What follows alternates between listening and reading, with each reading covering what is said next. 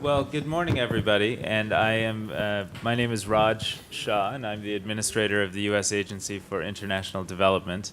I'm thrilled to be able to be here with this morning's plenary panel, and with the focus on the topic on food security and agriculture in particular.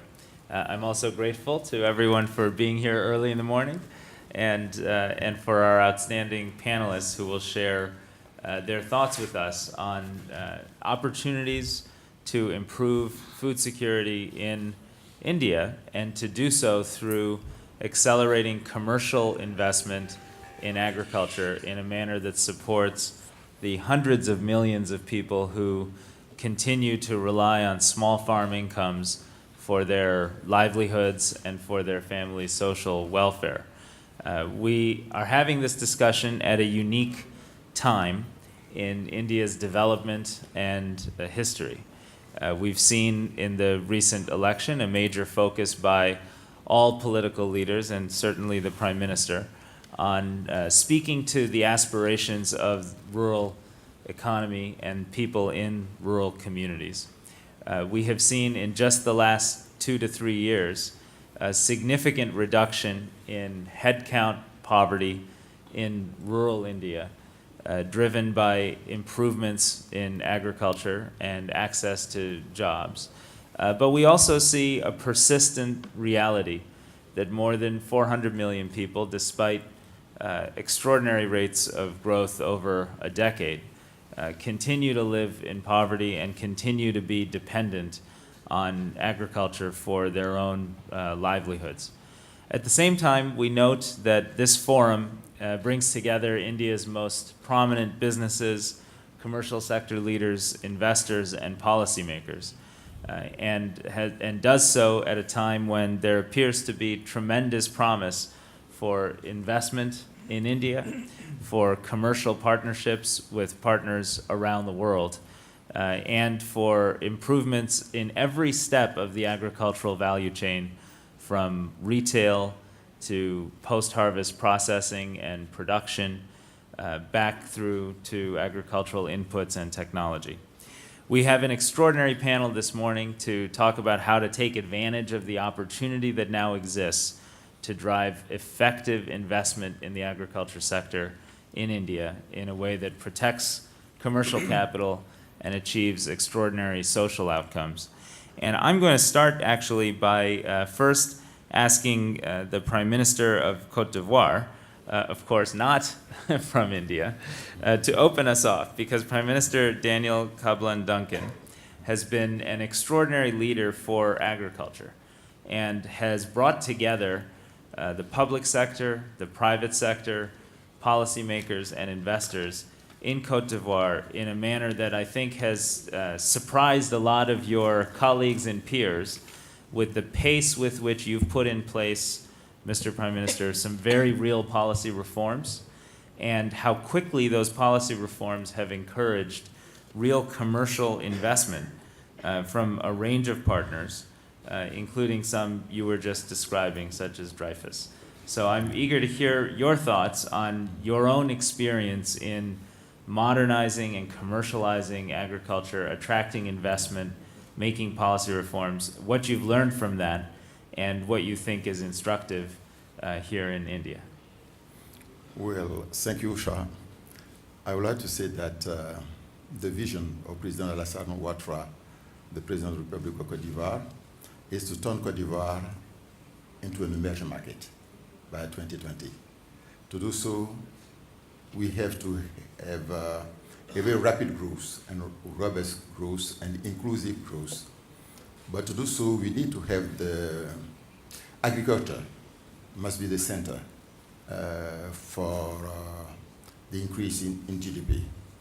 And during the past 3 years, we have about 9% increase in GDP in Côte d'Ivoire. But we need to have big reforms. Maybe you know that among the 10 best reformers in the world, Côte d'Ivoire ranked fourth during the 2 past years. And well, agriculture must be the basis. was the basis and should be the basis of development of Côte d'Ivoire. Its contribution to GDP is about 30%. And the reforms is to give, if I take an example, the case of cocoa, for instance. I mentioned it yesterday, 60% of the international price go to the farmers. That's the kind of rule.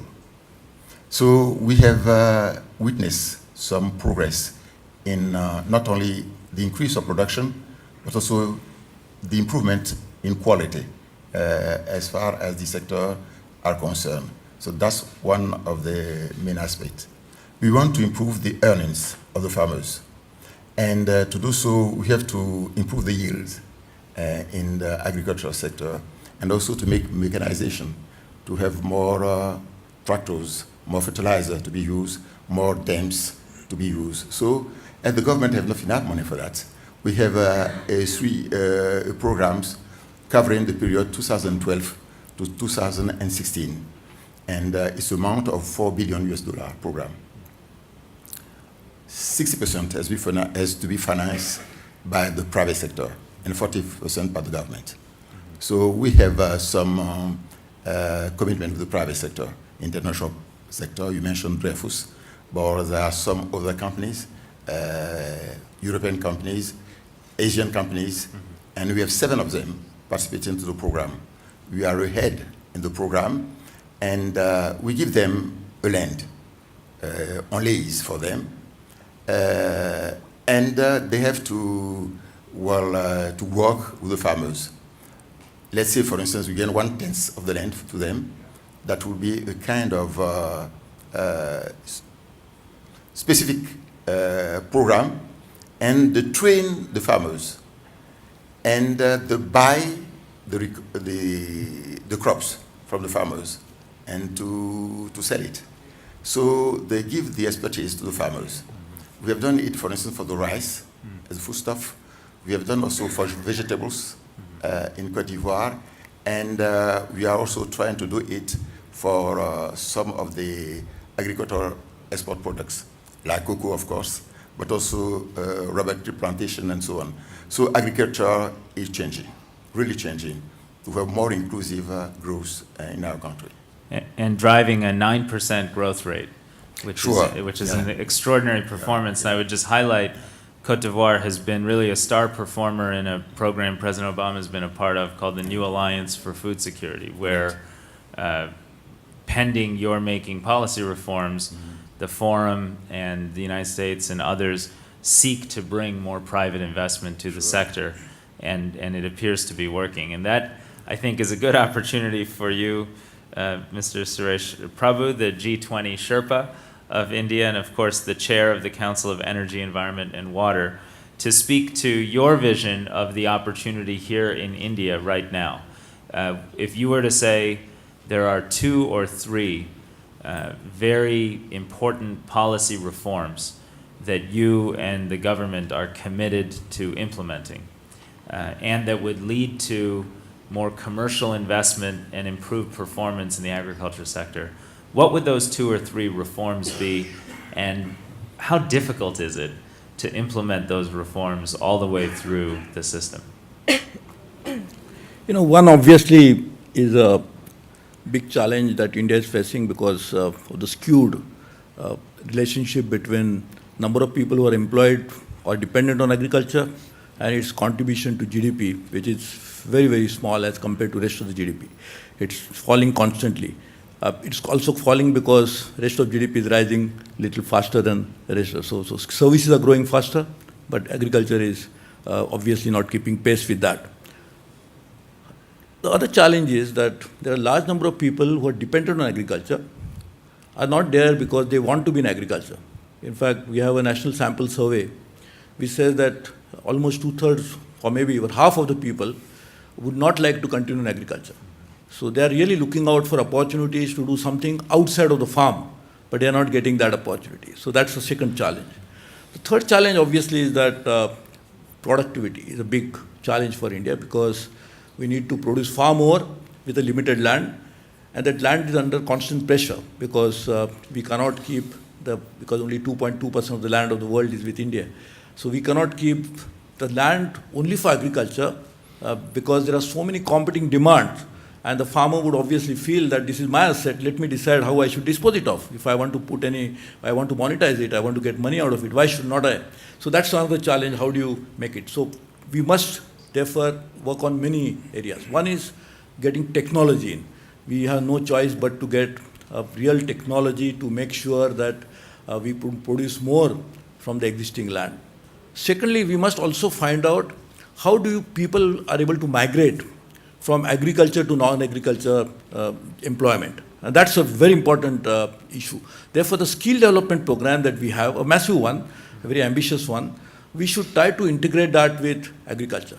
How do you ensure that people on farm will be able to get something out, maybe in the near area? So what happens is two things will happen. Immediately, per capita productivity on farm will improve, because if half of the people go away from farming, that's what will obviously happen. But because they go out, they will also supplement the family income, and that would also help in other areas. That's the farmer's nutritional security. Normally, if farmers provide food to others, we never bother about his own nutritional security. So that would also be taken care of. And I think thirdly, whether we really need to make large investments into infrastructure related to farms. So something was started, we have already constructed a lot of rural roads, which will definitely bring in a lot of changes into that. And so, but we really need to invest into infrastructure related to agriculture. We always say that, normally the government's claim would be that we have given so much of more loans to farmers. I think that's not a challenge, because farmer is not able to service the loan because his incomes are falling and real incomes are falling. And therefore the challenge is, how do you actually provide that infrastructure? So rather than making investment into giving more loans, rather make investments into creating that infrastructure related to farming. And then of course, the last challenge that we have is the legal one, in terms of ensuring that we create one common market for agriculture within the country. That's something could happen. We have some restrictive practices on that, in terms of people not able to sell outside of certain geographical areas. Another thing is a big challenge is in terms of how do you ensure that quality and linkages that really happen. So if you can have more food processing, obviously the farmer will get better price, because there will be the pull for the demand for the farm products. And therefore I think that again is something we really need to ensure. So there are a large number of issues. Government is working, and in fact, I was very impressed with the Prime Minister's approach towards it, and 8-9% growth. I'll just tell you something interesting. We have 29 states now. We created one more recently. Out of that, some of the states have a double-digit growth rate on agriculture. Wow. So this is something very interesting, that maybe as a country, we are still not growing as much as we would like, but there are some states like Madhya Pradesh, which is in the central of India, has grown 10% plus.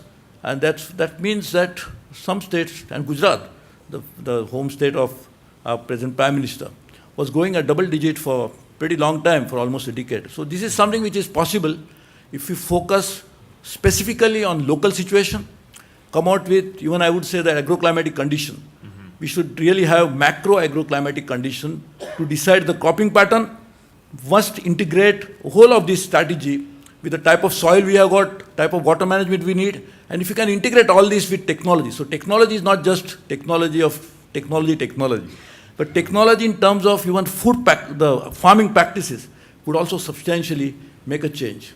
Well, that's a pretty broad agenda, and so you have a busy plate. I do wonder, and a full plate, I do wonder whether you think, if you could speak to the role of the retail sector, multi-brand, foreign investment, the kinds of things that can modernize the retail sector so that you can create the backward linkages into specific agricultural value chains. Do you see progress being made there, and how important is that to unlocking value and creating incentives for, improved commercialization, in particular post-harvest processing? No, you're absolutely right. In fact, that's a key area, and we have a very separate, specialized ministry to dealing with that, food processing ministry. But I think we have completely opened up for foreign investment that part of the chain. So if somebody wants to make a cold chain, it is definitely possible to make investments into that. If somebody wants to process food in different forms. This is definitely possible with foreign investment. And in fact, the warehousing, that's another critical area, because now the challenge is we produce so much that we don't know where to store it. And we lose quite a bit of it because we don't have a proper warehousing facilities. And sometimes it also suspect that amount of quantity we store, because we don't have a proper information system about when it was stored, what is its quality today. So a lot of best practices could be get into that by using not such a sophisticated technology, not a rocket science technology, but something which could be done. And that is all definitely possible in terms of today's law, today's policy, wherein investment could be made in that segment, which will be so more critical for the farmer to get a better price. And that's the best incentive a farmer could have, is to get a better price. And therefore, that's how we'll produce more. Well, that's an excellent transition, because when we speak about farmers' price, the farm gate price, we know, is highly related to farmers' incomes, which is deeply, deeply connected to social performance for rural households and rural poverty reduction. And we're honored on this panel to have Chavi Rajawat, a leader really in fighting poverty using innovation and markets here in India. You're the elected head of the Village Council of Sarpanch. And I wonder if you could share with us your work in creating this model village and your view of how important are farm gate prices to creating the sustained economic growth that both helps people move out of the agricultural sector and simultaneously improves productivity and the quality of agricultural value chains. Sure. But firstly, I'd like to say the model village, that's still work in progress. Hope to get there soon enough. But I think agriculture space in India needs a lot more focus than is being given. And I don't think we're getting enough of it. And as Mr. Prabhu pointed out, that most of the people want to move out of agriculture, but that's not because they don't want to work in that sphere. It's just because they don't think it is a viable vocation. Because they don't have fair prices, they don't have warehousing facilities. Usually, the government, from what I've noticed so far, please correct me if I'm wrong, normally when the prices are hiked by the government, the prices are set, it's usually 4 to 5 months post-harvest time. Now, because the villager doesn't have space to stock up the produce, he has no choice but to sell it off at a cheaper price to the middleman, and who stocks it up and takes benefit of the price hike. So what do these people do? Because it is still a very labor-intensive vocation. I personally feel when you speak of policy reforms, I wish somebody would think about it and bring in subjects such as agriculture, animal husbandry, and horticulture into high schools. Now, I wish I had learned something like that. I would love to work in this space. But that is something we don't have, and I think we are able to bring that in schools. We will not only just ensure that the next generation starts to respect this vocation, which currently is not happening, but also it'll bring in the technical know-how. And unless until we don't find innovative technology coming to this space, there's no way that we're really going to progress and see that growth that this field requires. And yes, we do need to provide opportunities, which again in the rural sector do not exist, not just for farmers, but even other people. As Mr. Prabhu pointed out, we have to provide skill development facilities. And while we do that, it's also important to, I think, my question, which I'd like to pose here is, more often than not, the government thinks that industrialization is the only way forward towards growth. But is that the only way? Do we industrialize green belts? Should we even be doing that? Why not focus on barren areas which are not non-cultivable? Why are we not doing enough of that? So those are the questions I'd like to throw out here, because the solution is out there. I don't know what it is. But how do we work towards it to ensure that we do not lose out on the current asset that we have? More than 70% population is dependent on agrarian economy. So how do we ensure that it is made a viable profession for them? Well, I'm glad you're making that point, because we know that $1 invested in agricultural research here in India is likely to create $23 of economic value, and that agricultural GDP growth is 3 to 6 times more likely to reduce poverty than generalized GDP growth. And even then, and not just in India, but in every country, there's a strong sense that agriculture doesn't get the policy prioritization and public investment required to really take advantage of that reality. And your work has really highlighted that, so thank you. Next, I want to go to Jaydev Shroff of UPL. You're the CEO of a major agricultural company here in India, but also working in 19 countries in Africa and elsewhere around the world. Give us your sense of what's the outlook for agricultural investment here in India first, and then what have you learned from really a fairly adventurous perspective in terms of your willingness to make investments in next-tier emerging markets in Africa and elsewhere, and what are the lessons learned there for how to be successful making agricultural investments, really in some markets when many other firms in the sector will hold back? Sure. Thanks, Raj. I think, India has come a long way in agriculture, and we have, of course, the biggest challenge is keeping food. The government has a huge challenge: keep food prices low to control inflation, make sure farmers are profitable. And, there is nothing more inspiring for a small farmer than to have free cash flow at the end of the year. We need to, the more money they make, the more excited they get, and the more they invest, and more members of the family get involved. And, as some of my panelists were saying, that's what encourages them to stay there. And I have seen in a number of examples, when you are able to offer farmers technology to increase yields, the adoption rate of hybrid crops, the adoption rate of various technologies where the farmer is able to see the improvement in productivity, you get a lot of excitement. From our industry, I can speak is that we have thousands of farmer meetings every day, and farmers attend those meetings, and the attention they pay during those little 100 people, 20 people meetings is incredible. So the ability of Indian agriculture to double productivity is definitely there. I think we need to understand what motivates the farmers to really focus and improve productivity. And we've started working in the northeast part of India with hybrid rice, and the adoption rate is phenomenal. Yesterday we were talking to the Secretary of Agriculture, and he says, we need to spend more time there. We need to have similarly other hybrid crops. They were and the yields doubled. Even as far as climate change is concerned, we need to make sure that the farmers are growing the right crop. The most important thing for India is that we must remember the small farmer is highly susceptible to crop prices. He's highly susceptible to drought, to floods.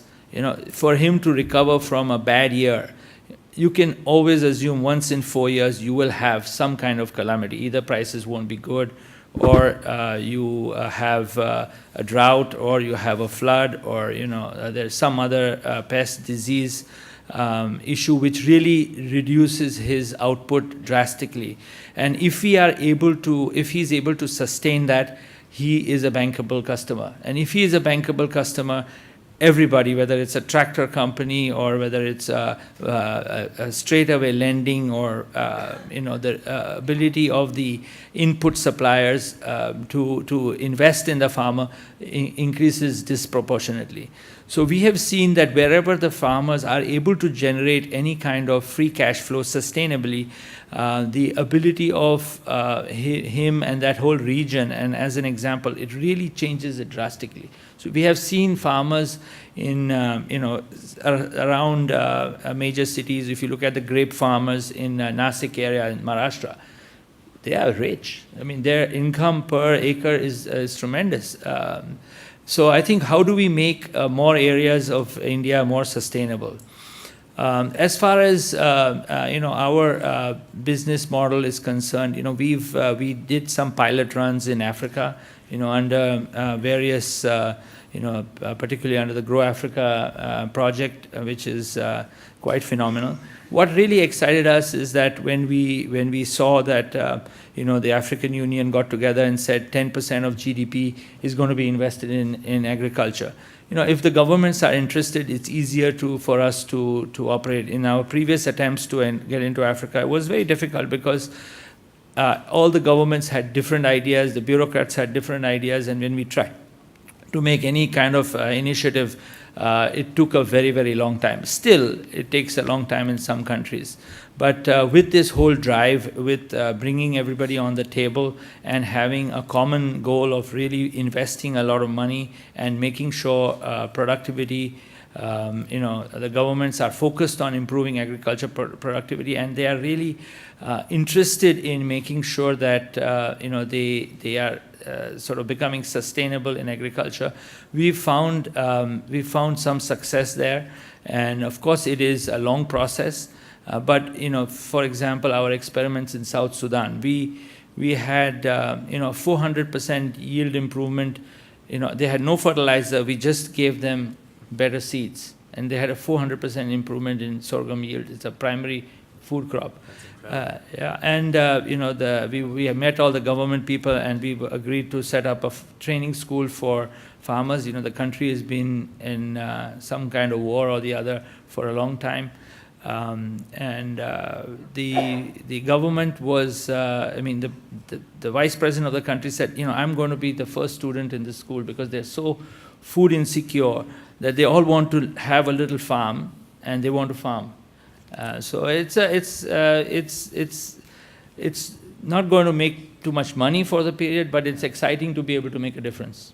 Well, thank you. And on the other end of the spectrum, you spoke yesterday about Maharashtra here, where this model of government leadership and reform in a manner that brings private companies in on focused value chains can deliver progress. Do you want to just quickly share with our gathered audience here today your impression of that experiment, and that is sort of the Indian version of Grow Africa or Grow Asia, and potentially has more, it could be replicated in other states throughout the country. Yeah, so I think the common goal of the Indian government and the Indian industry is really to improve agriculture productivity, and in Maharashtra through the WEF, we were able to organize New Vision for Agriculture project, which basically uses the government policies. The government has a scheme in which PPP, so public-private partnership, can avail of a lot of the government money to improve agriculture productivity. And what we started off with 8 companies, and I think 50,000 farmers 3 years ago.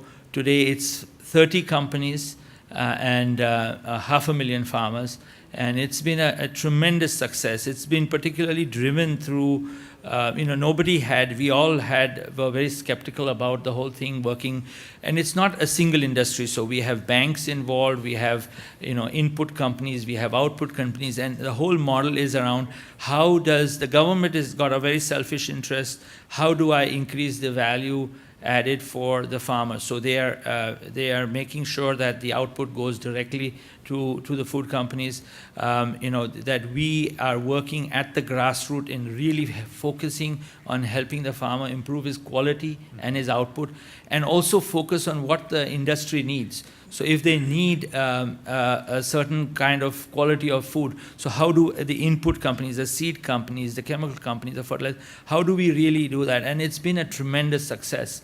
The whole idea is, now our discussion yesterday, last evening, was how do we involve more states in this? And it's very exciting. I think we need to make sure that we can get 5 million farmers involved in Maharashtra over the next 3 to 4 years. And I think with the interest of the government, I think we will be able to do that.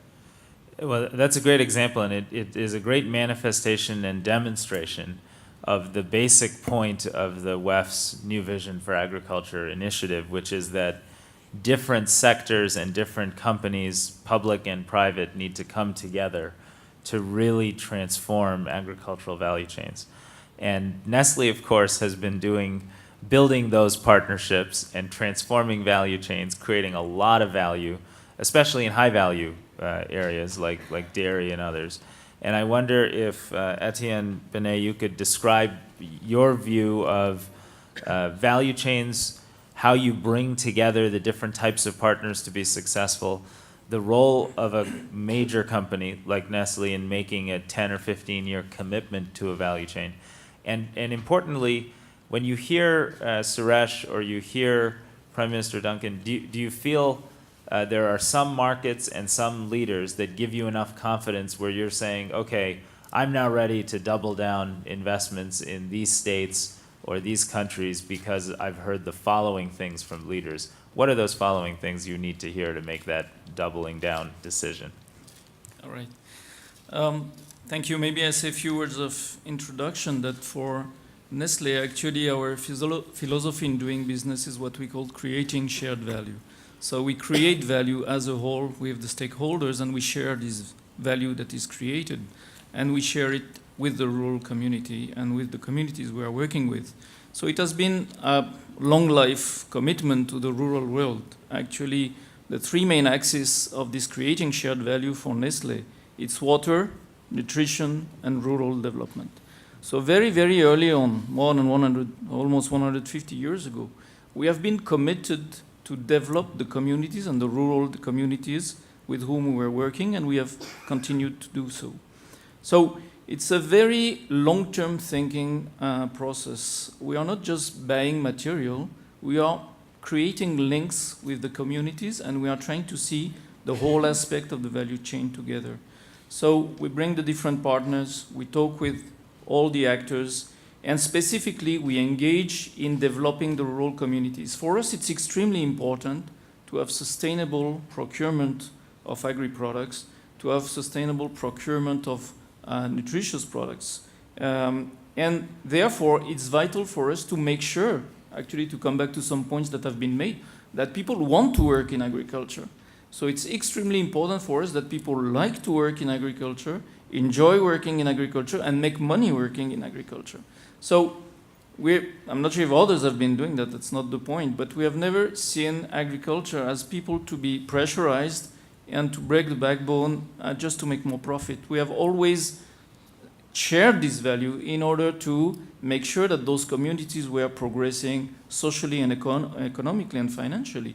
So very, very early on, we have developed programs of microfinancing, of technical assistance, of understanding better cultural practices, usage of water, better seedlings, better plantlets. We have provided ourselves improved plantlets. If I take the case of Côte d'Ivoire, for example, we have been extremely involved in the cocoa plan and in the coffee plan in order to provide the Ivorian farmers and cooperatives with new plantlets, with disease-resistant and high-yield cocoa plants, for example. And in many, many cases, actually in all the cases, after a certain time, and this takes time, it's a commitment on the long term, we could increase the yield and productivity very, very substantially. I mean, in the range of what you are saying. For example, we have been working in India we are present in India for more than 100 years, and industrially for 50 years. Our first factory was built in Moga in 1961. We started with few farmers and few kilo of meals that were procured. And today we work with 100,000 farmers in Punjab, in Rajasthan, in Haryana. And we have developed cooling centers. We have developed this technical assistance. We work closely with the communities.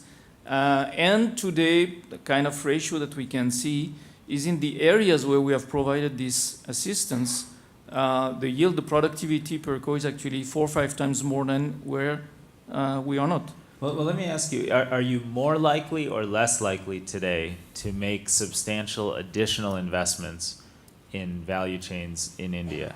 Yeah, absolutely. We are. You're more likely. Yeah, absolutely. We are definitely committed. And why? Are there specific commitments the government's making, or a level of confidence you have in market growth? What is driving your willingness to make those additional investments? Well, I would say, first of all, it's the philosophy of the company. We're in a country for more than 100 years. We want to be there in another 100 years and more. So definitely, we want to invest in the places where we are. In Africa, in Brazil, or in Latin America, we are present all over the world. So definitely, and in India, we want to continue investing, but also because of the potential, for sure. There is a huge potential, that's absolutely clear. And just to, on one point regarding what is triggering the investment, or what are the triggers that the government or the authorities in general can give us? Actually, we had a very interesting discussion yesterday morning on Maharashtra, where there is this kind of combined effort, what you are talking about. And then I went to the person and said, please, I want to know more, and I want to go there and see how we can be involved. We are not involved today in Maharashtra because we don't have production site there. So we have just a bit of milk collection in one area. But of course, there are many things we can do. We can procure cereals, so a big, important, I would say, commitment we make also is the supplier development and local development. So we want to use locally produced raw materials. Today we are still importing some materials. We want to produce them locally. So for that we need to work with rural communities, and we need to work also with a good supply chain, I would say. And add value locally as well. Yeah. Good. Ajay Veer Jakar, you're the chairman of Bharat Krishak Samaj, a farmers forum that represents at least 100,000 farmers, but really many, many more in the policy advocacy work that you do. You were sharing with me earlier that the United States has played some role in helping to create that institution, and President Eisenhower spoke once at one of your sessions. And I think that's instructive because during President Obama's first visit here, actually one of my predecessors coined the term Green Revolution based on the work in this region on agricultural transformation in the 80s and late 70s and 80s. And when President Obama was here for his state visit to India in 2010, he launched the Partnership for an Evergreen Revolution. And just yesterday I had a chance to hear about some of the scientists that are working to both improve pigeon pea and then expand access to that all over the world based on harnessing Indian innovation and talent. But as you think about the history of the agriculture sector here, and as you hear the vision of coupling real policy reforms with a renewed commitment to the agriculture sector, with the interest of private companies that will make bigger investments, are you optimistic about the future of policy, governance, and investment in the agriculture sector? And do you believe in the next few years you'll see significant improvements in terms of farmers' yields and incomes and livelihoods? After many years, we are cautiously optimistic now. And we hope with people like Mr. Suresh Prabhu heading policy, we will be very optimistic and we will get there. But you know, in this session, I had some other things I was asked to speak on some other things, but because we focus as an organization on policy, I'll just give a perspective on policy in India. Muhammad bin Tughlaq was a ruler 600 years ago, around in 1350 AD. He formed the first Ministry of Agriculture. And I'll just quote what he decreed. He decreed, wherever wheat is grown, barley should be grown. Wherever barley is grown, sugarcane should be grown. Wherever sugarcane is grown, dates and grapes should be grown. Today, the Ministry of Agriculture calls it diversification. We're still at it after 600 years. And that's the problem. We're solving the same problems. Why this happens is very simple, that farmers are not involved in the decision making and the policy making. See, NGOs and people and agriculture economists, they're very articulate. They're trained to be articulate. They express themselves very well. Farmers know how to farm, but they don't know how to express themselves. And that disconnect leads to a policy which is not favorable to the farming communities. So these needs to be stemmed. Increasingly, agriculture production and GDP growth is perceived to mean prosperity for small farmers. And this is very far from the truth. And I would go on to say that increasing agriculture productivity is as different from farmer profitability and farmer prosperity as agriculture economists are from farmers themselves. But having said that, it might sound pessimistic, but we are really optimistic now. As far as small farmers are concerned, I think we need to get down to the grassroots. We need to focus on horticulture because it creates 5 times the number of jobs that any other investment in this country will create. We need to get down to animal husbandry because the yields of animals needs to go up. And these are the small things that are required. We don't need large investments in a small number of projects. We say this regularly. We need a large number of investments in lots of small projects. We don't need large projects, we need small projects. And that goes for water, that goes for irrigation, that goes for drip irrigation, making tanks and things like that, recharging the groundwater. So those are the kinds of things we need. And one of the biggest problems that we have is risk mitigation. We need crop insurance for small farmers. And of course, other things have already been mentioned, so I'd rather than not go into those, but climate change is happening, and people who don't believe in climate change is happening. And they're all over. They're in the US, they are in India, they're everywhere. They oppose adoption of technology. And without adopting new technologies, we will not be able to cross the hill that's before us. Well, I doubt that 600 years ago they were talking about, digital farm extension Yes. and mobile phones to communicate with producers about what diseases they were dealing with.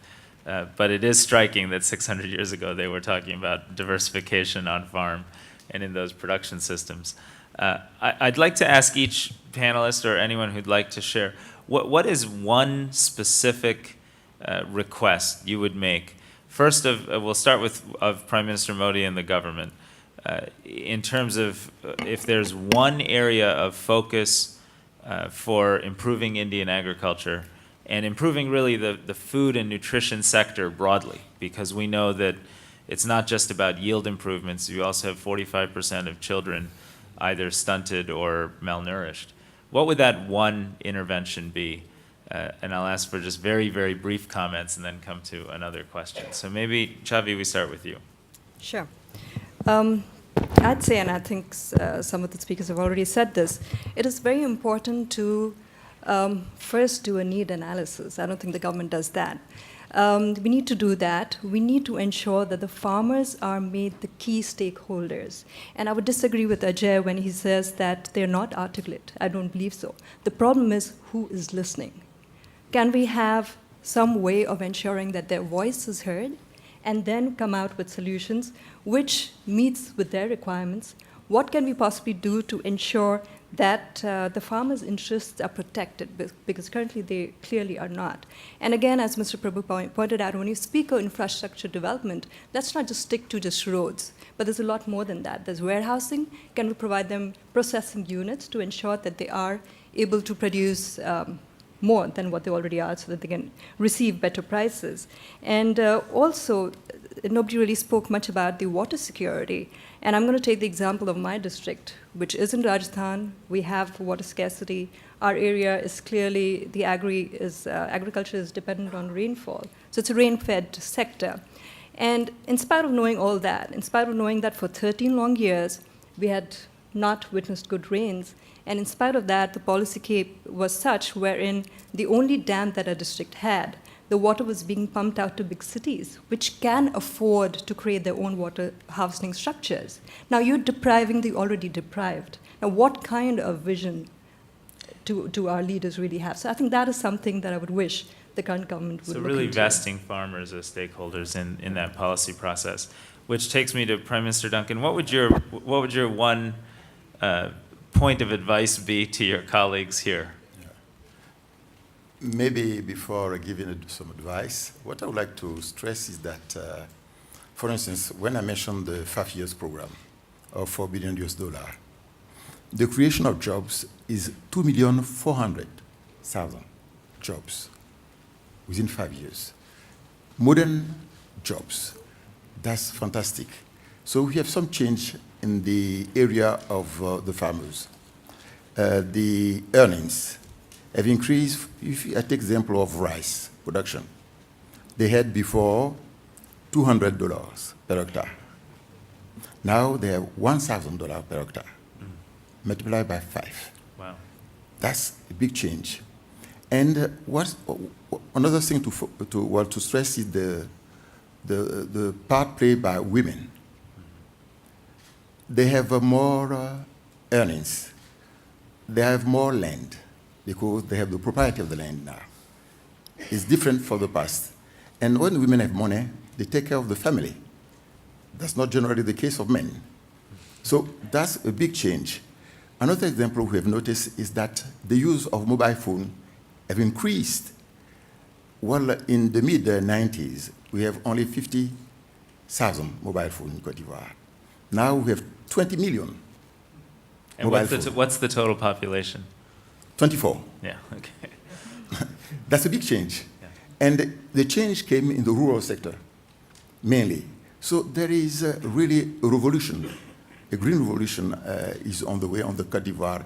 And I would like to have some companies like UPL, maybe to be part of the revolution in Côte d'Ivoire. That's what I would like to do, to have more private sector, not only national but international, be part of the progress in Côte d'Ivoire. It's not in the industry, it's not in the services that they can have money, but even in agriculture, there is possible to win money for the private sector. And we are working with the Indian companies in the rice sector, and I think that's a good future for the cooperation. Just an example. In 2005, the trade between India and Côte d'Ivoire was only $18 billion. Now it's 700. It was $18 million. Now it's $762 million. So, well, there's a long way to go. And you can improve things quickly. So given that successful experience, you have a new government here, a lot of energy in the room, investors from all over the world, I think, looking at India again as a growth market where capital can be protected. What would your, I'm going to push you on this, sir, what would your words of advice be for the government to attract that capital and to achieve that kind of pretty transformational result, a 5 times increase in farmers' earnings with a focus on women in particular? We met already the Indian Exim Bank yesterday, and we also met the Lady Minister of Foreign Affairs already. And we want to double or triple the cooperation between India and Côte d'Ivoire. So we are on the way to do that.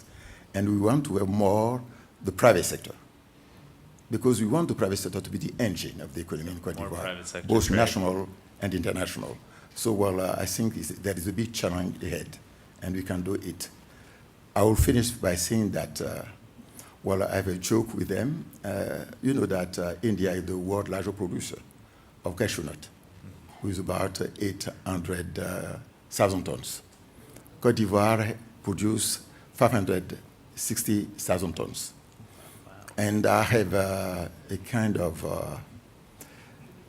a joke saying that within 3 or 4 years, we'll be the world's largest producer of cashew nut to reach 1 million tons. But we want to have a win-win game with them, and we want to process more of it locally, because we process only 7.5% locally, and we want to reach at least 60% by 2020. So we have a big way to go with them. So lots of areas for cooperation, but also a challenge there if you're going to achieve that #1 spot. Suresh, I'd like to come to you and say, you've heard now from companies in the corporate sector, and you're pursuing an aggressive reform. Yesterday you spoke about the role of water resource management in the context of Indian agriculture, especially in the context of climate change. Are you seeing a more responsible commercial agricultural sector evolve in India that is sensitive to climate realities, that is efficient and oriented around water use efficiency? And what more do you want to see from private sector partners as part of this new vision for agriculture, where the governments and companies work together with farmers and including farmers as major stakeholders to improve outcomes in the sector? You know, if you recall, in 60s, the first Green Revolution took place, and of course with a great cooperation of US, Secretary Freeman, in a way freed the Indian agriculture from the shackle that we were tied up to. So I think if you talk about the new revolution that we really need to introduce into the agriculture. And what is that we need to do? And listening to some of the very interesting comments, I think we talk about, we talked about value chain, we talk about supply chain, we talk about cold chain. I think now we really need to develop a knowledge chain between various stakeholders reaching the farms, and also the listening chain, the same chain could listen to the farmers' concerns, reaching out to the other stakeholders, maybe agriculture universities, research organizations, private sector, and others.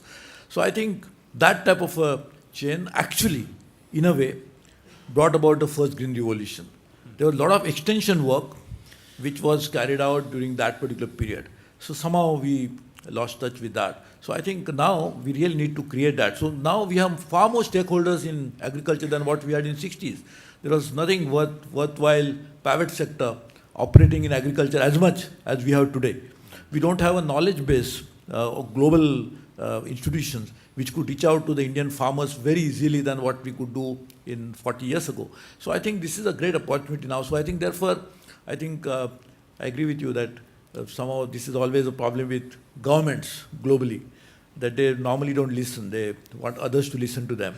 So I think this is one thing we really need to change, that governments must be able to listen more to the people. I think people in US are going to tell the same thing to the congressmen and senators today. Later. I think our government is very acutely aware of the need to listen to voters. We need to create listening today. posts more, Yes. and I think that could be far more important.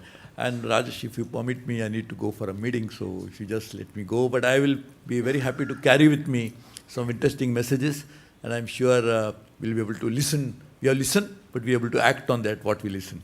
Absolutely. Well, thank you for participating, and I understand you're certainly excused to go. We have a few minutes left, and I'd like to come to JDev next and just ask, based on Suresh's comments, if you're creating a knowledge-based agriculture system today, the drivers of extension, of learning, and of connection to farmers are as much your company, Nestle, companies that are really building these integrated supply chains, as they are the traditional public sector extension workers that Suresh just spoke about. What are you doing? I know you're doing farmer field schools and other things. What are you doing to really contribute to sharing knowledge and technology with the farmers you work with, but also more broadly with the rest of the sector? So I,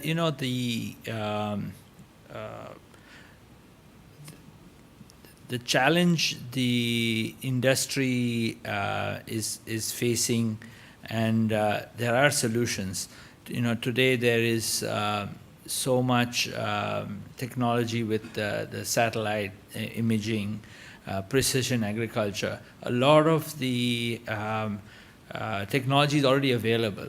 Brazilian farmers use it, the US farmers use it, the Australian farmers use it.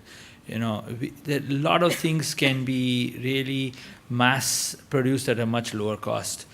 We need to be able to use these technologies for small farmers. So how do we address nutrient deficiencies? For using spatial technologies, how do we really be able to give farmers advice when they want it? Because traditionally, and it's all possible today, in fact, a lot of the companies are doing that. We all have highly qualified people at the end of a phone. Farmers can call them. Phone calls are much more affordable. We can have people on the ground. We have small weather stations which give you the humidity when the farmers can plant their seed. When is he likely? We have predictive models of when is he likely to get some kind of disease. And all that is under development. And I think in the next few years you will be able to predict much better what the farmer can do, because once he's had a pest attack or a disease attack, or if he plants his seed too early, he has to replant. if he has an attack, that the cost of controlling a disease is far more higher than preventing it, and his cost of cultivation goes up. Also, allowing companies, output acquirers like Nestle, where is the right place to acquire? Because where is the farmer harvesting it? So they can focus on all that. All that information is getting accumulated. We are in the process, primarily because today telecommunication is very affordable. We are so excited that we're going to have 4G. We can really download, the farmers can really take a picture, because a lot of it is, when a farmer has a problem, he's desperate, because that 2 acres or 5 acres of land is all his wealth. All his free cash is invested in that for that year. And when he has a problem, he's desperate.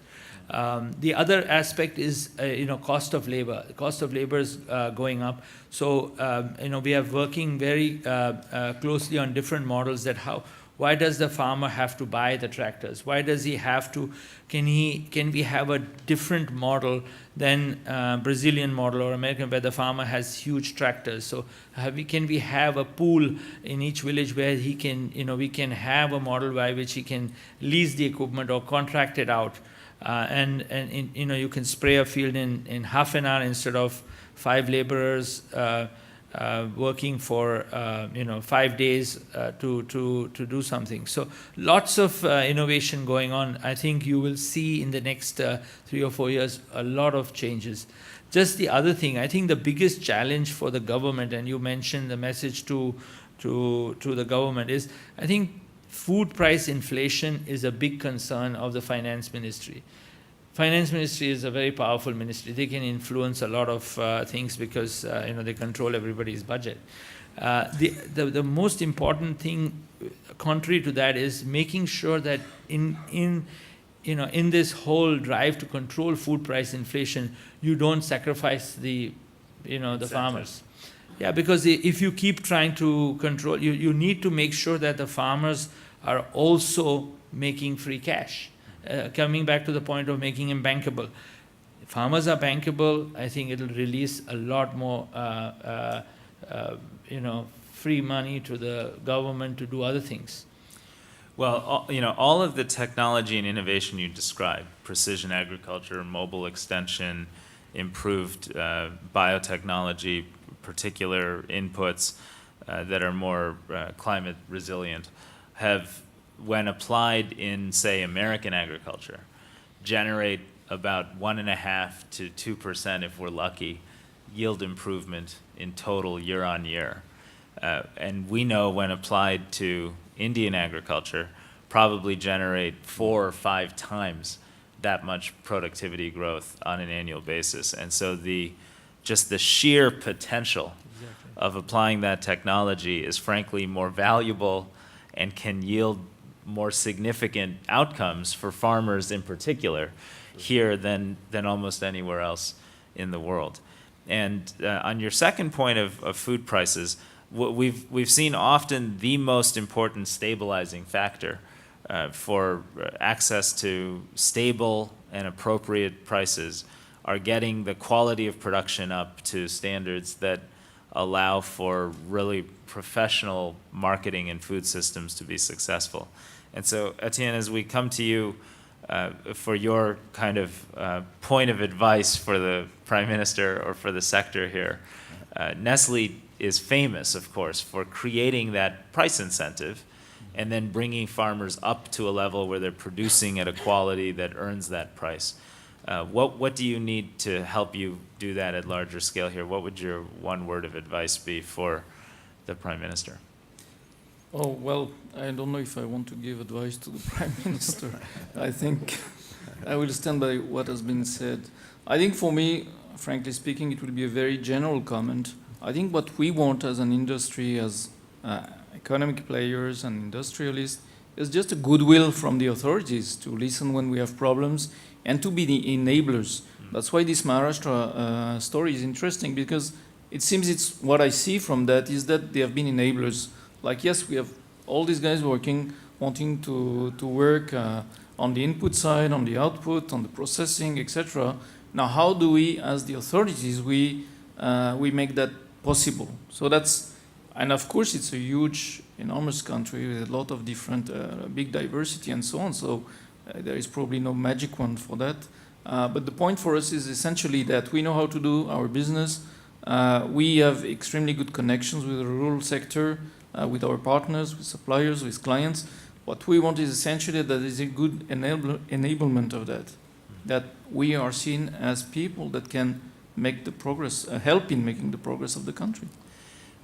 You know, and what I think the World Economic Forum has demonstrated in so many different countries is that having a platform where companies, public sector leaders, farmer organizations, and policy leaders can come together and have that dialogue has proven to be helpful to help others be the enabler that you described. So the Maharashtra example is one that gets appropriate attention and hopefully can be replicated rapidly.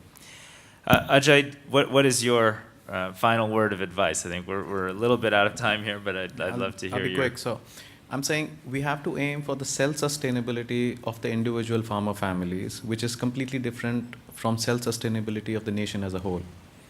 Gaps will always be there, and trade will fill those gaps. International food trade, trade within India will fill those gaps.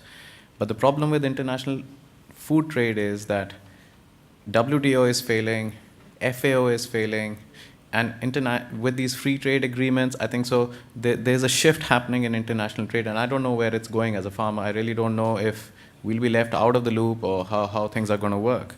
And second problem I think that needs to be tackled is this trickle-down economic model of development will not work. There are always black swan events which happen every few years. By the time the time for trickle comes to the farming community, to the poor sections, it stops. And then it's like a snake and ladder, we start again. But those effects never reach those where it is supposed to reach. And we obviously need partnerships. We need partnerships. Farmers need partnerships, and India as a whole needs partnerships. Excellent. Shami, can I come to you for your final word here to summarize our panel? When you hear all of this and you think about the work you've done in a village for the purpose of addressing the social outcomes of addressing poverty, what is your outlook for what you think can happen and will happen over the next several years in the rural economic development sector? Well, I'm definitely optimistic, but being where I am, I have to also admit that it's extremely frustrating, because while there are people who want to do work, who want to connect with the rural sector, but the gap is so huge that that connect just does not happen. And I wish that that would happen, because to develop, to take any nation forward, you have to have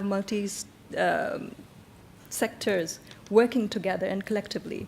And I don't think that happens in India enough. And I just wish people would come forward, not just to connect with me, I wish they would. But I think given the fact that our rural sector is so large in this nation, I just wish people would come forward. Doesn't matter which village it is, but unless until those connects don't happen, as Ajay just pointed out, I think we're going to be left far behind. And I just would appeal to everyone out there to make that connect and take that step forward. Well, that's an outstanding appeal on which to close. I will say, as we enter into this day of engaged conversation with world leaders here at the World Economic Forum, for all of us here to just remember that this very day, 820 million people around the world will go to bed hungry at night. And at least 600, maybe 650 million of them are dependent on agriculture and rural development for their basic livelihood and for their children to have access to nutrition, education, and health. And at the same time, you heard from all of our outstanding panelists that when you have tremendous public sector leadership with foresight and courage, businesses that bring technology and a willingness to take a 100-year time frame in terms of their commitment to a nation and a value chain and a sector of work, and organizations that both represent farmers and do the hard work on the ground to ensure that the benefits of growth reach every single person. I hope you, like I, am encouraged that the basic vision put forth in this new vision of agriculture, that bringing each other together to resolve our problems, work together, and engage in the kinds of public-private partnerships can both drive commercial success, productivity growth, and ultimately can help address and someday end hunger as we know it. So thank you very much for being here, and let's all thank our outstanding panelists for their leadership and sharing their thoughts today. Thank you. Thank you. Areas. One is getting technology in. We have no choice but to get real technology to make sure that we produce more from the existing land. Secondly, we must also find out how people are able to migrate from agriculture to non-agriculture employment. And that's a very important issue. Therefore, the skill development program that we have, a massive one, a very ambitious one, we should try to integrate that with agriculture.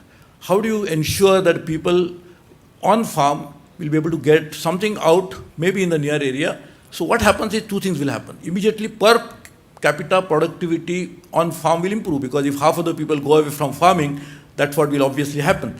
But because they go out, they will also supplement the family income, and that would also help in other areas. That's the farmer's nutritional security. Normally, farmers provide food to others. We never bother about his own nutritional security. So that would also be taken care of. And I think thirdly, whether we really need to make large investments into infrastructure related to farms. So something was started. We have already constructed a lot of rural roads, which will definitely bring in a lot of changes into that. And so, but we really need to invest into infrastructure related to agriculture. We need not, we always say that, normally the government's claim would be that we are given so much of more loans to farmers. I think that's not a challenge, because farmer is not able to service the loan because his incomes are falling and the real incomes are falling. And therefore the challenge is, how do you actually provide that infrastructure? So rather than making investment into giving more loans, rather make investments into creating that infrastructure related to farming. And then of course, the last challenge that we have is the legal one, in terms of ensuring that we create one common market for agriculture within the country. That's something could happen. We have some restrictive practices on that in terms of people not able to sell outside of certain geographical areas. Another thing is a big challenge is in terms of how do you ensure that quality and linkages that really happen. So if you can have more food processing, obviously the farmer will get better price, because there will be the pull for the demand for the farm products. And therefore I think that again is something we really need to ensure. So there are a large number of issues. Government is working, and in fact, I was very impressed with the Prime Minister's approach towards it, and 8-9% growth. I'll just tell you something interesting. We have 29 states now. We created one more recently. Out of that, Côte d'Ivoire has been really a star performer in a program President Obama has been a part of called the New Alliance for Food Security, where pending your making policy reforms, the Forum and the United States and others seek to bring more private investment to the sector, and it appears to be working. And that, I think, is a good opportunity for you, Mr. Suresh Prabhu, the G20 Sherpa of India, and of course the chair of the Council of Energy, Environment and Water, to speak to your vision of the opportunity here in India right now. If you were to say there are 2 or 3 very important policy reforms that you and the government are committed to implementing, and that would lead to more commercial investment and improved performance in the agriculture sector, what would those 2 or 3 reforms be, and how difficult is it to implement those reforms all the way through the system? One obviously is a big challenge that India is facing because of the skewed relationship between number of people who are employed or dependent on agriculture and its contribution to GDP, which is very, very small as compared to rest of the GDP. It's falling constantly. It's also falling because rest of GDP is rising a little faster than the rest. So services are growing faster, but agriculture is obviously not keeping pace with that. The other challenge is that there are a large number of people who are dependent on agriculture are not there because they want to be in agriculture. In fact, we have a national sample survey which says that almost 2/3 or maybe even half of the people would not like to continue in agriculture. So they are really looking out for opportunities to do something outside of the farm, but they are not getting that opportunity. So that's the second challenge. The third challenge, obviously, is that productivity is a big challenge for India because we need to produce far more with a limited land, and that land is under constant pressure because we cannot keep because only 2.2% of the land of the world is with India. So we cannot keep the land only for agriculture because there are so many competing demands, and the farmer would obviously feel that this is my asset, let me decide how I should dispose it of. If I want to I want to monetize it, I want to get money out of it, why should not I? So that's another challenge, how do you make it? So we must therefore work on many. Panel this morning to talk about how to take advantage of the opportunity that now exists to drive effective investment in the agriculture sector in India in a way that protects commercial capital and achieves extraordinary social outcomes. And I'm going to start actually by first asking the Prime Minister of Côte d'Ivoire, of course not from India, to open us off, because Prime Minister Daniel Kablan-Duncan has been an extraordinary leader for agriculture and has brought together the public sector, the private sector, policymakers, and investors in Côte d'Ivoire in a manner that I think has surprised a lot of your colleagues and peers with the pace with which you've put in place, Mr. Prime Minister, some very real policy reforms, and how quickly those policy reforms have encouraged real commercial investment from a range of partners, including some you were just describing, such as Dreyfus.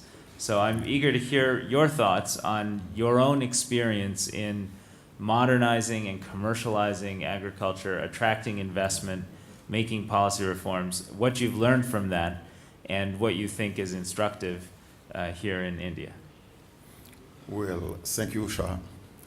I would like to say that the vision of President Alassane Ouattara, the President of the Republic of Côte d'Ivoire, is to turn Côte d'Ivoire into an emerging market by 2020. To do so, we have to have a very rapid growth and robust growth and inclusive growth.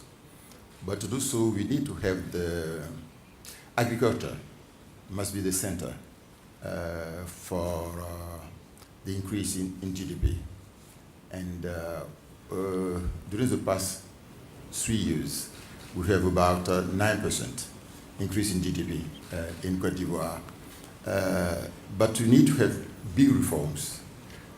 Maybe you know that among the 10 best reformers in the world, Côte d'Ivoire ranked 4th during the 2 past years.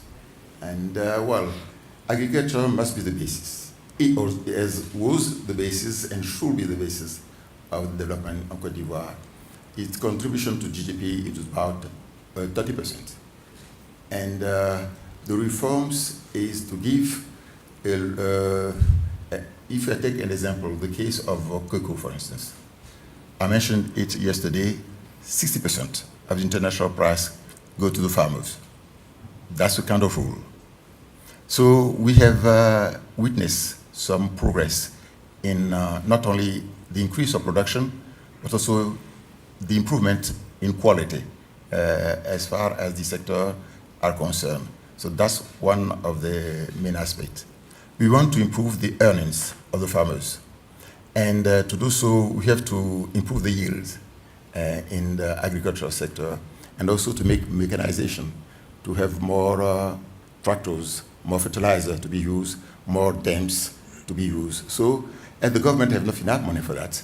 We have 3 programs covering the period 2012 to 2016, and it's an amount of $4 billion US program. 60% has to be financed by the private sector and 40% by the government. So we have some commitment with the private sector, international sector. You mentioned Dreyfus, but there are some other companies, European companies, Asian companies, and we have 7 of them participating to the program. We are ahead in the program, and we give them a land on lease for them, and they have to work with the farmers. Let's say, for instance, we give 1/10 of the land to them. That will be a kind of specific program, and they train the farmers, and they buy the crops from the farmers and to sell it. So they give the expertise to the farmers. We have done it, for instance, for the rice as a foodstuff. We have done also for vegetables in Côte d'Ivoire, and we are also trying to do it for some of the agricultural export products, like cocoa, of course, but also rubber tree plantation and so on. So agriculture is changing, really changing, to have more inclusive growth in our country. And driving a 9% growth rate, which is an extraordinary performance. And I would just highlight. Well, good morning, everybody. And my name is Raj Shah, and I'm the administrator of the U.S. Agency for International Development. I'm thrilled to be able to be here with this morning's plenary panel, and with the focus on the topic on food security and agriculture in particular.